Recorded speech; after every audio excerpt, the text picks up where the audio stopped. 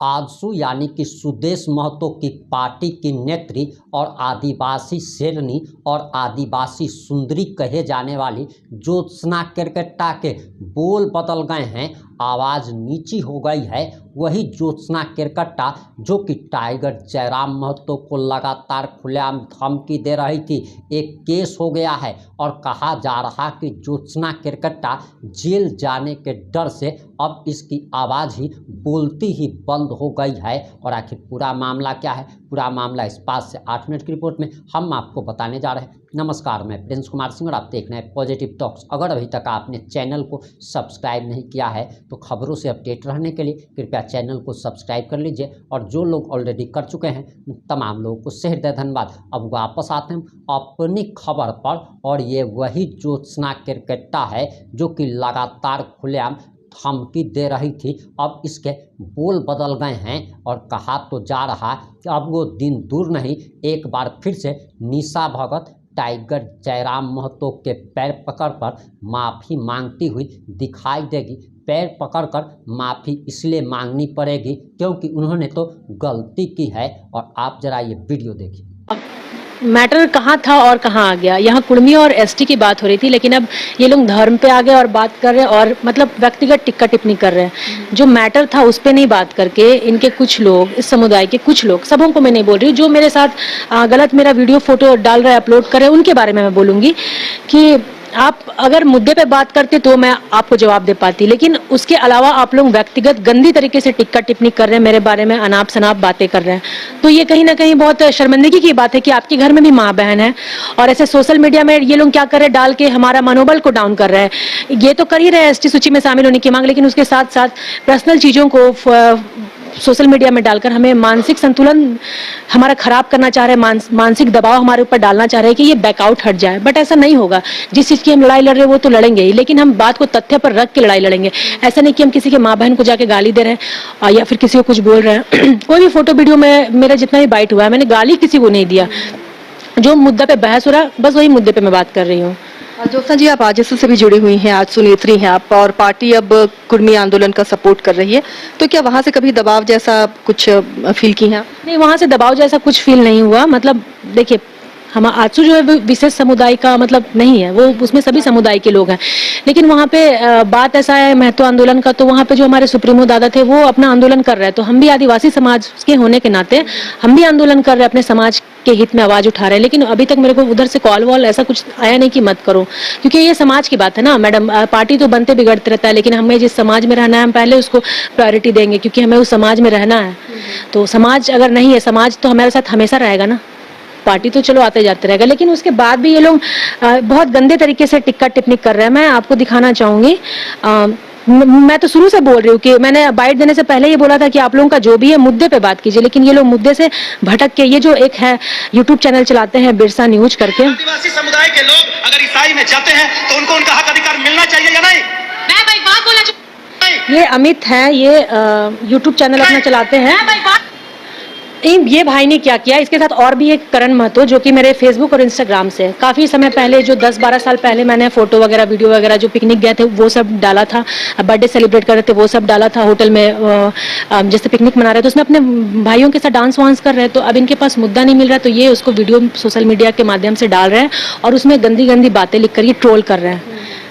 इनके भी समुदाय की लड़कियां हैं, उनके ऊपर हम लोग आज तक वीडियो नहीं बनाए। पहले तो आप भाषा आंदोलन से जुड़े, हम लोग आदिवासी भाइयों को साथ में आपने रखा, लेकिन भाषा आंदोलन और स्थानीय नीति के लिए जब एसटी और कुर्मी लोग साथ में थे तब सही था, लेकिन हमें क्या पता था कि ये उस आंदोलन का रुख बदलकर अब इनको हमारे ही हकमारी करना है, एसटी सूची में शामिल होना है।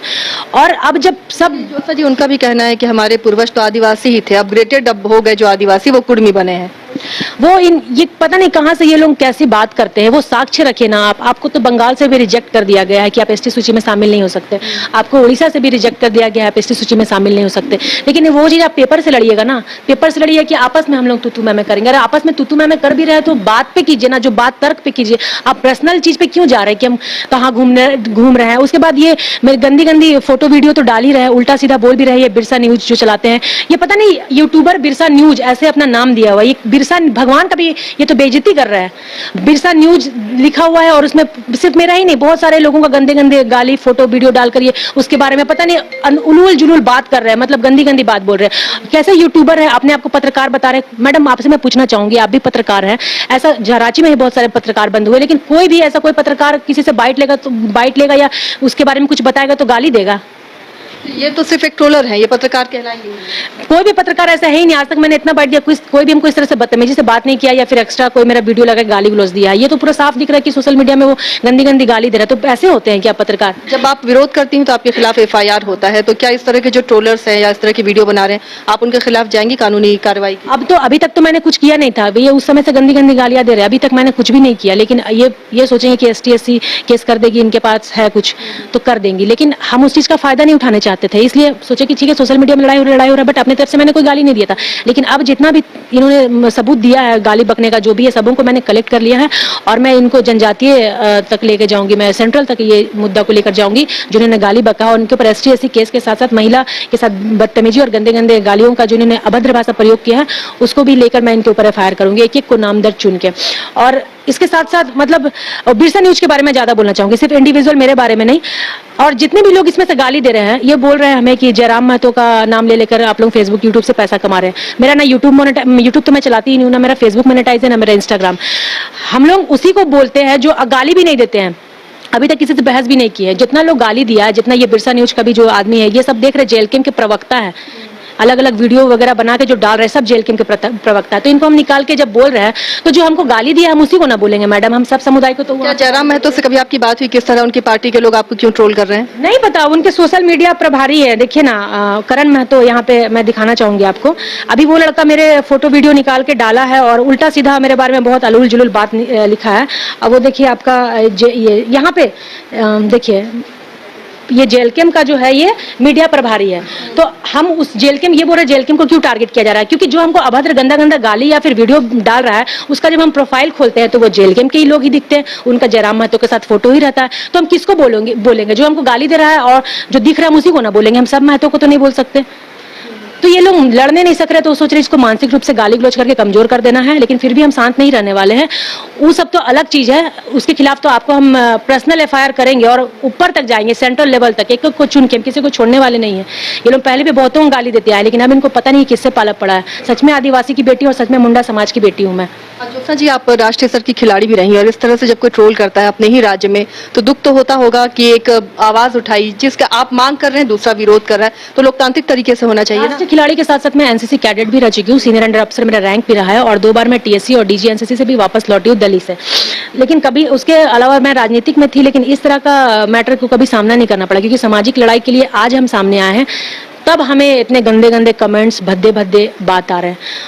उधर से भी लोगों ने, हमारे उनके समुदाय के लड़कियों ने कुछ हमारे मुख्यमंत्री को गाली दिया था कि जिंदा जला देंगे, कान में गरम तेल डाल के पर्दा फाड़ देंगे, कल्पना सोरेन को भौजी मत बोलो, बीबी बोलो। लेकिन आदिवासी लोग देखिए, सेंटीमेंट है कि हम लोग केस मुकदमा अभी तक नहीं किए थे क्योंकि जाने दो, लेकिन ये लोग हमारे ही ऊपर FIR भी कर दिए। आपको पता होना चाहिए मैडम, ये लोग FIR भी कर दिए रामगढ़ वाला प्रोग्राम को लेकर, जबकि रामगढ़ में तो हम लोग को बुलाया गया था।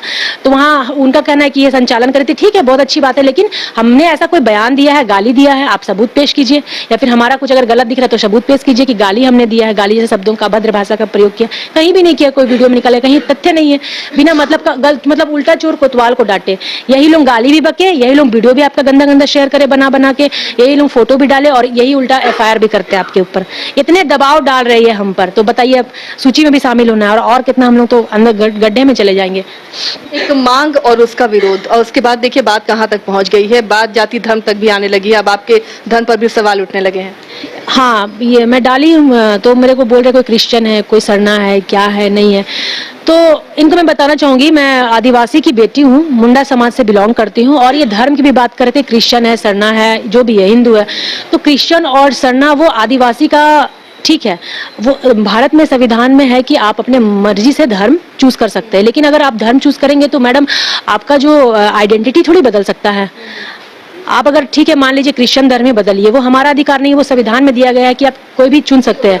लेकिन आप क्रिश्चियन और हिंदू, आपके पास टॉपिक फिर भी नहीं मिल रहा, तो आप क्रिश्चियन और हिंदू बोल के, क्रिश्चियन और सरना बोल के आदिवासियों में लड़ाई लगा के उसके आड़ में आप सोचिए कि हम ST सूची में शामिल हो जाए, तो पॉसिबल नहीं है। हम ठीक है एक ही समुदाय के ही लोग हैं, वो अपनी मर्जी से अगर धर्म परिवर्तन कराए तो उस पर हम लोग कुछ नहीं बोल सकते। अगर कोई उनके ऊपर जबरदस्ती धर्म परिवर्तन करवाया है तो गलत है, लेकिन अगर वो क्रिश्चियन भी है तो उसके आप जाति प्रमाण पत्र या आइडेंटिटी से आप वहां पे नाम उनका थोड़ी हटा सकती है कि वो मुंडा जाति से नहीं है, उरांव जाति से नहीं है। जम्मू कश्मीर में भी आदिवासी लोग हैं एसटी सूची में, राजस्थान में मीना लोग भी आदिवासी सूची में, लेकिन सब मान रहे हैं भगवान को, सबका अलग अलग धर्म है, लेकिन धर्म अलग है और जाति अलग है और सूची अलग है। आप किसी को धर्म को मान रहे तो उससे वो साबित नहीं होता है कि आप अलग हो गया, क्योंकि आदिवासी एक ऐसा सूची है जो कि पूरे भारत में सबों को उनकी तक्ष अदरता को देख के उनको दिया गया कि कौन गरीब सूची में आता है, कौन जंगल में रहा है, कौन दलित में रहा है, कौन पिछड़ा रहा है, उसके हिसाब से उनको एसटी सूची में रखा गया। और कुड़मी समाज के लोग तो शुरू से अव्वल दर्जा में रहे, ये तो खेतीहार है, समतल भूमि में जमीन में खेती करके ये शुरू से उच्च दर्जे में रहे, पढ़ाई में तेज है, घर से ये लोग मजबूत है, पैसा पूंजीपति है ये लोग। और आदिवासी समाज को देख लीजिए, आज भी हमारी महिलाएं बहुत सारे गाँव देहात में महिलाएं जो है दूसरों के घर में काम कर रही है। कौन महतो समाज की महिलाएं दूसरों के घर में काम कर रही है, सब अपना अपना बिजनेस करती है, क्योंकि इनके पास पैसा है। हमारे पास तो पैसा भी नहीं कि अपना बिजनेस खड़ा कर पाए। तो ज्योत्सना जी, एक और बात सामने आई, जब धर्म की बात हुई कि आदिवासी क्रिश्चियन हो रहे हैं, डिलिस्टिंग बीच में बहुत मुद्दा एक तुल पकड़ा था, उस पर क्या राय है आपकी? मैडम वो सेंट्रल का मुद्दा है, वो सेंट्रल करेंगे ना किसको हटाना है नहीं हटाना है, वो आप थोड़ी तय करोगे। नहीं, मतलब समुदाय से ही ये लोग था कि आदिवासी समुदाय से जो अगर धर्म परिवर्तन कर ले रहे हैं तो उन्हें आदिवासी समुदाय से हटाया जाए। उसी वही मुद्दा को लेके ये अभी इनको टॉपिक नहीं मिल रहा है, तो वही मुद्दा को लेके ये इस पे बात कर रहे हैं जो आप अभी बोल रही हैं, उस पे लड़ाई लगवाना चाहते हैं। अरे अभी बाबा जो लंच का टाइम है तो लंच के टाइम का बात करो ना कि लंच में क्या बनेगा, डिनर की बात तुम छोड़ दो कि डिनर में क्या बाद में बनेगा, अभी जो गरम गरम मुद्दा है उस पर बात करो। इस पर ज्योत्सना जी क्या उनकी क्या राय है, वो जानना चाहते हैं। वो सेंट्रल का मैटर है, अगर उस पर ऐसा कोई अगर कोई अपने मर्जी से जा रहा है तो ठीक है, लेकिन कोई किसी को जबरदस्ती अगर परिवर्तन करा रहा है तो मैं उसका विरोध करती हूँ, ये गलत है। अगर ऐसा होता है तो क्या आप किसके साथ हैं कि डिलिस्ट किया जाए, उन्हें आदिवासी सूची से सरना धर्म से हटाया जाए? हाँ, वो देखिए वो उनकी मांग है मैडम, इस पे हम सिर्फ अकेले कुछ नहीं बोल सकते हैं। अगर ऐसा है, मैंने तो बोला कि संविधान में सबको अधिकार है अपने हिसाब से धर्म चुनने का, लेकिन उसके आड़ में आप सोचोगे कि हम दोनों के बीच कोई लड़ाई लगा के तीसरा फायदा उठा ले तो ये गलत है, उसका मैं विरोध करती हूँ। तो ये विरोध और कितनी दूर तक जाएगा? देखिए आप ट्रोल होने लगी हैं, तो क्या लगता है कि महिला होने के नाते ही इतना ज्यादा आपको ट्रोल किया जा रहा है? क्योंकि विरोध करने की तो एक लंबी लिस्ट है। महिला होने के नाते ही, आदिवासी महिला होने के नाते ही इतना ट्रोल किया जा रहा है। आज तक आदिवासी समाज में कोई महिला इतना आवाज नहीं उठाई है। उस समय जब उठाती थी तब सोशल मीडिया नहीं था, अब सोशल मीडिया है तो हमें बहुत गंदी तरह से ट्रोल किया जा रहा है। तो हम बोल रहे हैं अपने समाज के लिए, तो हमें हमारे कैरेक्टर से जज किया जा रहा है, हम क्या जो कि है भी नहीं, फिर भी आप लांछन लगा रहे हैं। तो मैं तो शुरुआत से बोल रही हूँ कि आप जिस मुद्दे पे बात कीजिए ना उससे भटक के क्यों बात कर रहे हैं। हमारे पास भी आपके पास लांछन लगाने के लिए बहुत है, लेकिन हमारी परवरिश ऐसी नहीं कि हम किसी को उल्टा सीधा बोले। लेकिन इन जो भी ये किए हैं इनके ऊपर तो कानूनी कार्रवाई हम करेंगे और इनको हम जनजातीय आयोग तक ले जाने का काम करेंगे। तो ये आपकी चेतावनी है ऐसे लोगों? चेतावनी है और अभी मैंने स्टार्ट कर भी दिया ये काम। अब आपकी क्या प्रतिक्रिया है? अपनी प्रतिक्रिया जरूर दीजिएगा। जुड़े रहे हमारे साथ। जय हिंद, जय भारत।